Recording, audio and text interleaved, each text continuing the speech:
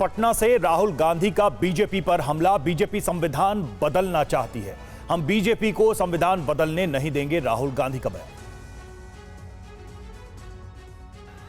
अब भाई और बहनों, ये जो चुनाव है ये संविधान का चुनाव है। ये पहला चुनाव है जहां बीजेपी के नेताओं ने कहा है कि हम इस संविधान को फाड़ के फेंक देंगे। भाई और बहनों, ये जो संविधान है ये आपकी आवाज है और इसको बाबा साहब अंबेडकर जी ने, गांधी जी ने, नेहरू जी ने देश की जनता के साथ मिलकर बनाया है कि दुनिया में कोई शक्ति इस संविधान को छू तक नहीं सकती। और अगर आपने कोशिश की तो आपके सामने तेजस्वी यादव, राहुल गांधी और बाकी इंडिया गठबंधन खड़ा मिलेगा। इसको हम कभी बदलने नहीं देंगे, इसको कभी रद्द नहीं होने देंगे। भाई और बहनों, इसके आने से पहले इस देश में किसानों का, गरीबों का, पिछड़ों का, दलितों का, आदिवासियों का कोई हक नहीं होता था। जो भी आपको मिला है, जमीन का हक मिला, रिजर्वेशन मिला, जो शिक्षा मिली, स्वास्थ्य मिला, वो सारा का सारा इसी संविधान ने आपको दिया है।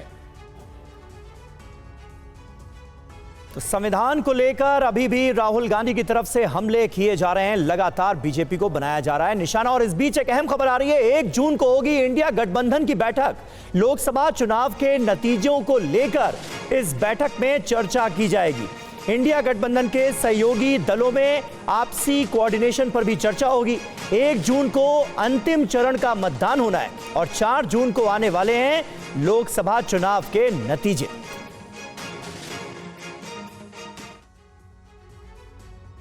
एक जून को लोकसभा चुनाव के लिए 7वें और आखिरी दौर का मतदान है। इसके बाद इंडिया गठबंधन के सहयोगी दल बैठक करने वाले हैं। इंडिया गठबंधन की इस बैठक का उद्देश्य 4 जून को चुनावी नतीजों के बाद की परिस्थितियों की तैयारी करना और आपसी सहयोग और समन्वय बनाना है। हम में भरोसा है, हमने जनता के दुख सुख को देखा है, जनता के हम साथ खड़े रहे हैं और हमें विश्वास है कि जनता हमें आशीर्वाद देगी, मौका देगी। क्योंकि आज की दिक्कतों के बीच में जो बातें हमने जनता से कही हैं भारत की, कि हम किस तरीके से उनकी दिक्कतों को पूर्ण करेंगे, बेरोजगारी को, महंगाई को, अर्थव्यवस्था की जो बुरी हालत है, हमारे सीमाओं पर जो दिक्कतें आ रही हैं, उन सबको किस तरह से बदलने के लिए हम कौन से कारगर कदम उठाएंगे। हमें लगता है कि लोगों के बीच में इंडिया गठबंधन के लिए एक विश्वास आया है। हालांकि इंडिया गठबंधन के घटक दलों के बीच आपसी सहयोग कैसे बन पाएगा, ये बड़ा सवाल है, क्योंकि सहयोगी दल एक दूसरे के खिलाफ ही खड़े हैं। 2 या 3 साल बाद जब पंजाब में विधानसभा के चुनाव आएंगे तो मैं आज आपको बता सकता हूं कि ये जो भ्रष्ट और निकम्मी सरकार आम आदमी पार्टी की है पंजाब में, ये बिल्कुल नेस्तनाबूद हो जाएगी और इसको वहाँ के लोग बाहर फेंक देंगे।